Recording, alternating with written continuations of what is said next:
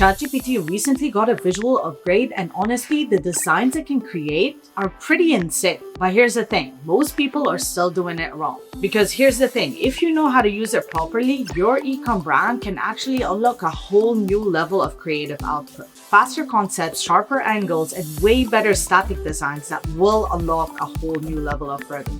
I've been doing this for a while now, and my agency runs creatives for some of the biggest e-com brands out there. We're behind over $200 million of yearly ad spend on Meta. So trust me when I say this, if you're running ads and static ads are not part of your mix, you're missing out. And the best part is that the tool that we're using to generate them is not an expensive ad generator, it's actually ChatGPT. But before you get excited and go to ChatGPT and make me an ad, you need to listen to this. Because if you're doing that, most likely this will just create some AI slop and AI garbage. So in this video, I'm going to show you the exact research and prompting I make to get some killing static ads. Alright, so buckle up and let's get into it. Real quick, before we touch ChatGPT, it's important that we kill the lies out there revolving around static ads. Lie number one, statics are just for a retarget. Static ads are amazing at bottom of funnel, but they can actually crack your top of funnel and help you test angles. If you do it right, you can actually target your cold audience with a static ad and make it your best performer in the ad account.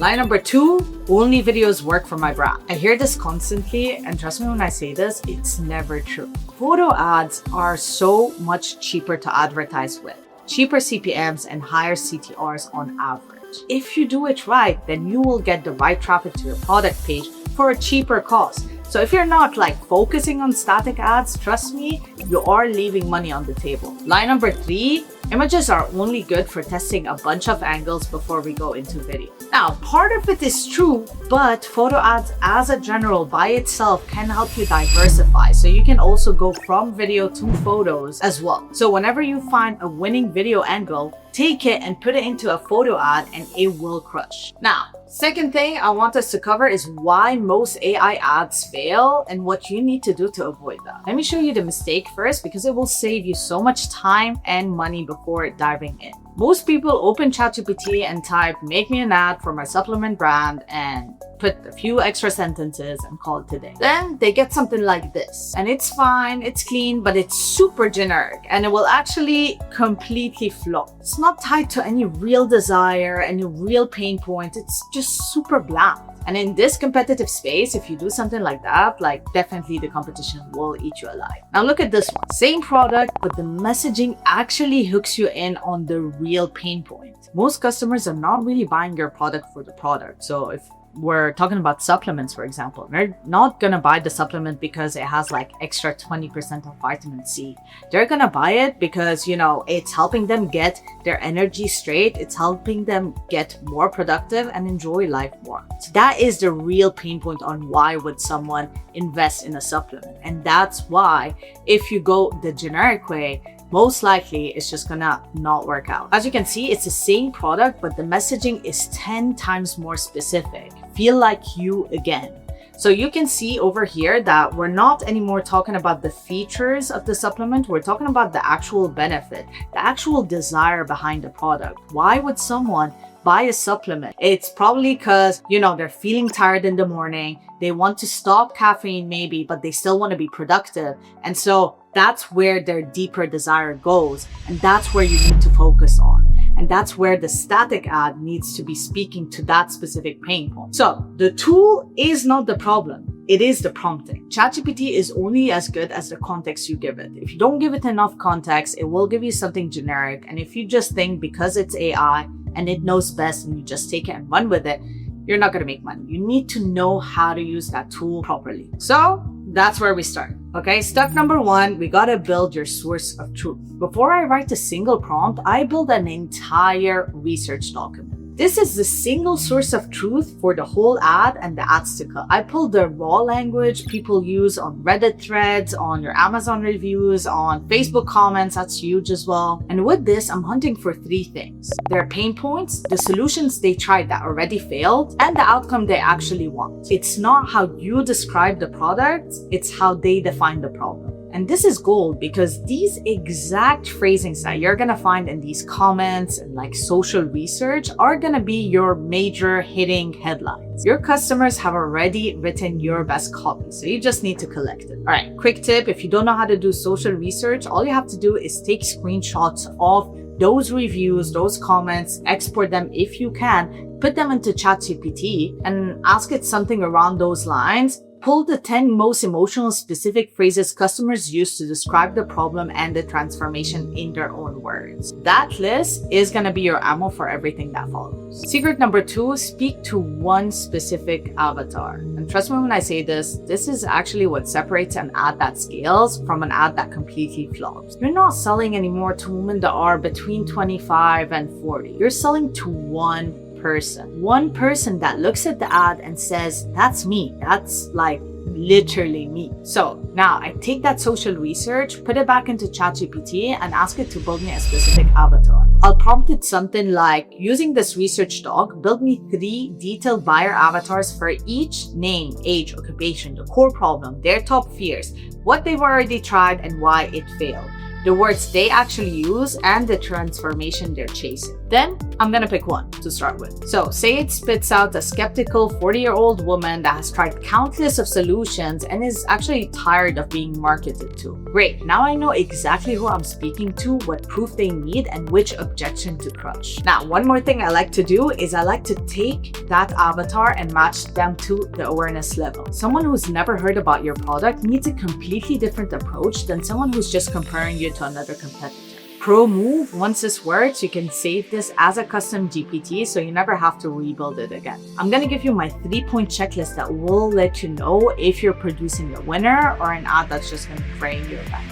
Every static we run for our clients has to pass these 3 checkpoints. Check number 1 is 1 ad, 1 job, and 1 person. What I see a lot of my clients do where it goes absolutely wrong is they try to put everything into one image. A million different avatars, a million different messaging. Here's the offer, here's the credibility, here's damn. And there's like too much going on. This is definitely going to be a loser. You need an ad that has one specific message to one specific avatar. Again, we need one person to look at this and be like, yeah, that's exactly how I feel. We don't want 7 different people to say that because that's too generic. That's where the generic trap lives. Check number 2, the glance test. Image ads are supposed to be quite visual. If they're too crowded, too much text, people are gonna leave. Show it to someone for 1 second. If they know what you're talking about and what the main product is, then okay, you got something. But if they're like, hey, I have no idea what you're selling, then that's a fail. Clarity and visual is so important in static ads. And I'm not saying that ugly ads don't work. On the opposite, ugly ads crush, but we still have hierarchy in the design, right? So major headline that will tell us what the product is about, why we should care, and the product, right? Like that's mostly what image ads consist of. Check number 3, hit a nerve and not a feature. Again, nobody really cares if your product has 20% more vitamin C. They will stop if you're speaking to a specific fear, a specific pain point, a specific desire. So lead with the real number, call your persona out. So super important while you're creating any ad, really think, am I talking about a feature here or is it a benefit? Because benefits is what actually sells. So if a static passes these 3 simple checkpoints, then we've got a winner. So keep this in your head every single time you build an ad. All right, let's go into the juicy part. Let's create some ads together. All right, so let's start out with a native ad. If you guys don't know, a native ad is basically an ad that blends perfectly with the platform. So right now, a format that is absolutely crushing is basically as if someone is holding the product, took a photo with their iPhone and put it as like a story from your friend. And like we have the font from Instagram and it really looks native, right? Like we would never say it's an ad. We could almost question like, oh, did our friend Sabrina post this, right? So the good news is that you can build this with ChatGPT in seconds, right? So what we're gonna do is we're gonna put that social research, the research that we put and the avatar research into ChatGPT as context and give it more information. Again, very important because if you give a bad prompt and little context, it won't create you something amazing. right? So what we're gonna say is write me an image generation prompt. And honestly, my little secret to you is that lately I haven't even been creating prompts myself. I literally asked ChatGPT, hey, give me the perfect prompt for you to create me that kind of image. So I can say something like, write me an image generation prompt that puts this product in a woman's hands, POV, looking down, shot like it's on an iPhone back camera, natural window light, a bit of grain so it looks like a real photo, not a studio shot. And then it will write me the prompt, I put the prompt, and then I actually generate the image. As you guys can see, it generated me a pretty awesome photo, and I love the fact that it looks so natural, like in a room. It looks like a girl took it with her beautiful nails. It looks amazing. Obviously, you can go back and forth, and that's the beauty of it. You can actually say, hey, change the backgrounds, change the hand, do this, do that. Make sure you get the dimensions right of the product. You can even tell ChatGPT what the product looks like and the exact dimensions, so it will get it, right? As you guys know, we already did the social research, so we know what the pain points are. We know how people speak. And for this specific product, it already caught that. And you guys can see that the text and this image looks extremely native. Can't believe I almost did not try this out. So obviously we're talking to someone that almost gave up. I struggled with this for years, and this is the first thing that actually made the difference. Warning, this always sells out. And then at hair growth diary. So really feels like it's coming from Instagram. It feels extremely native, and yeah, absolutely crazy. Like we even have a grammar mistake here. Can't believe, like without the capital. So it looks as native as it gets, and it did take a specific pain point and called it out, and this ad will crush. All right, so obviously what I showed you guys is only one format. There are millions of formats you can play around with, and that's where it is so fun. Like AI is so fun because there is no limit to your creativity. You can get everything. So let's say instead of this, what you're looking for is product page images or something more crisp or studio looking. Then you can literally tell chat, hey, here's my product. This is the social research. I want to create an ad or like a product page image, and I want the product to have like soft lighting, and you can like be as specific as you want, and you're gonna get that. So as you can see over here, it created me a really nice photo. Like back in the old days, this exact static image might have costed us thousands from a real photographer. And you can create like studio looking photos that will also crush on static ads if we use the right headlines with ChatGPT. Now, the third way that I really love doing is that you can actually just take an ad that's already working and that's already validated on foreplay. Take an ad from your competitor that has been running for a while, absolutely crushing.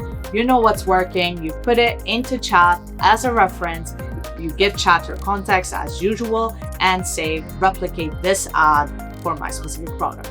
And there you go. You're gonna get another winner. Now, obviously, creating the visual is one part of the equation. The second part of the equation, as we said, is the actual copy that we're gonna get from all the social research we've done and all the context we already gave chat. You can create variations, right? So like you have your avatar, you can actually tell chat, hey, okay, great headline, but write me 10 extra variations with those 10 different pain points that we wanna target. So you can say stuff like, rewrite these to solve their actual problems and handle their biggest objection. And then pick 5, test 5 different objections and see which one is actually gonna take the scale. And again, there's no more guessing work. You are actually taking the line said from your specific avatar on those reviews. So you are just basically taking the words, putting it on a nice visual, and making a banging static ad. So here's a real takeaway. If you're not using static ads right now in your meta advertising, you're definitely doing it wrong. You're definitely leaving money on the table.